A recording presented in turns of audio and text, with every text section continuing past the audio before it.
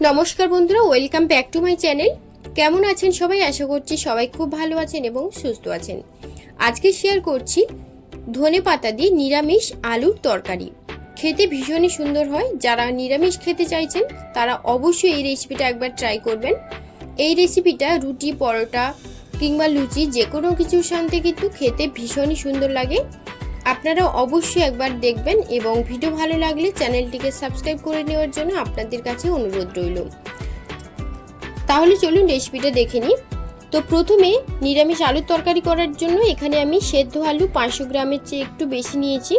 দুটো সিটি দিয়ে আলুটাকে আমি সেদ্ধ করে নিয়ে আর খোসা ছাড়িয়ে নিয়েছি আর ডুমো ডুমো করে কেটে নিয়েছি।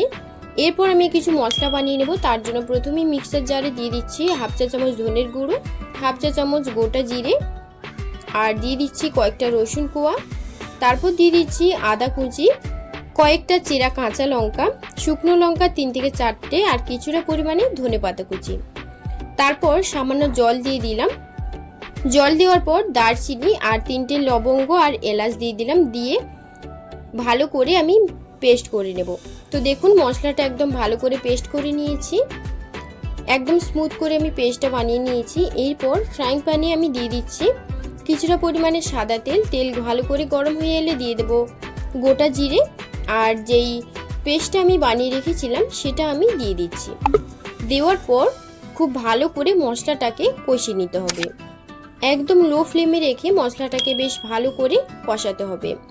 তো তারপর আমি কিছুক্ষণ কষানোর পর দিয়ে দিচ্ছি লবণ আর হাফ চা চামচ হলুদের গুঁড়ো। এরপর সব কিছু একসাথে বেশ ভালো করে 3 থেকে 4 মিনিট ধরে মশলাটাকে কষিয়ে নেব। মশলাটাকে যত কষাবেন তত কিন্তু এই রান্নার টেস্টটা ভালো আসে। আর এই রান্নাটা কিন্তু মশলাটা একদম শুকনো শুকনো করে কষাতে হবে। তো দেখুন মশলাটাকে বেশ ভালো করে কষিয়ে নিচ্ছে। 4 থেকে 5 মিনিট ধরে আমি মশলাটাকে খুব ভালো করে কষিয়ে নিয়েছি। তো এখন কেটে রাখা আলুগুলো দিয়ে দিলাম। আলুটা দেওয়ার পর মশলার সঙ্গে আলুটাকে বেশ ভালো করে কষিয়ে নেব। লো ফ্লেমে রেখে, মানে একদম লো ফ্লেমে রেখে মশলাটাকে খুব ভালো করে আলুর সাথে কষিয়ে নিতে হবে। 4 থেকে 5 মিনিট ধরে মশলাটাকে খুব ভালো করে কষিয়ে নেব।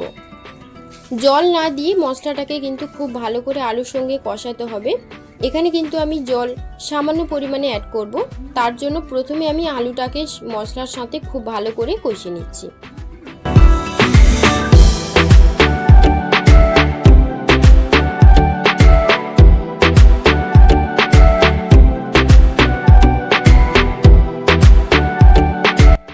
মশলাটাকে আমি খুব ভালো করে কষিয়ে নিয়েছি। এবার আমি জল দিয়ে দিচ্ছি। কিছুটা আমি জল দিলাম, বেশি কিন্তু জল এখানে অ্যাড করব না, যেহেতু একদম শুকনো শুকনো হবে। তার জন্য আমি 1 কাপের মতন জল দিই।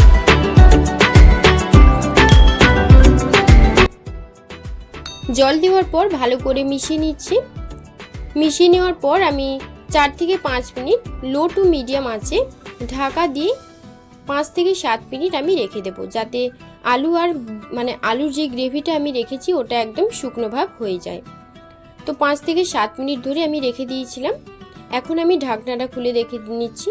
তো দেখুন একদম শুকনো হয়ে গেছে। এবার আমি কিছুটা গরম মশলাটা দিয়ে দিলাম। এরপর নাড়াচাড়া করে কিছুক্ষণ ধরে নাড়াচাড়া করে নেব। তারপর আমি সার্ভিং বোলে নিয়ে আপনাদের দেখাবো। তো দেখুন নাড়াচাড়া করে নিচ্ছি। নাড়াচাড়া করে ভালো করে মিশিয়ে নিয়েছি আর অনেকটাই কিন্তু শুকনো ভাব হয়ে এসছে। তো দেখুন একদম কিন্তু রেডি হয়ে গেছে আমার আলুর তরকারি, নিরামিষ আলুর তরকারি। তো এখন আমি সার্ভিং বোলে নিয়ে আপনাদের দেখাচ্ছি। নিরামিষ এই আলুর তরকারি রুটি, লুচি, পরোটা যে কোনো কিছুর সাথে কিন্তু দারুণ লাগে খেতে। আপনারা অবশ্যই একবার বাড়িতে ট্রাই করবেন। নিরামিষ এই আলুর তরকারিটা খেতে অত্যন্ত লোভনীয় হয়। আমি প্রথমবার ট্রাই করেছি, খেতে ভীষণ সুন্দর হয়। আশা করব আজকের রেসিপি আপনাদের খুব ভালো লেগেছে। রেসিপি ভালো লাগলে অবশ্যই একবার বাড়িতে ট্রাই করবেন এবং নিত্য নতুন রেসিপিগুলো দেখার জন্য অবশ্যই আমার চ্যানেলটিকে সাবস্ক্রাইব করে রাখবেন। আজকের মতো ভিডিওটা এই পর্যন্ত। সবাই ভালো থাকবেন, সুস্থ থাকবেন। সবাইকে ধন্যবাদ জানিয়ে আজকের ভিডিওটি এই পর্যন্ত।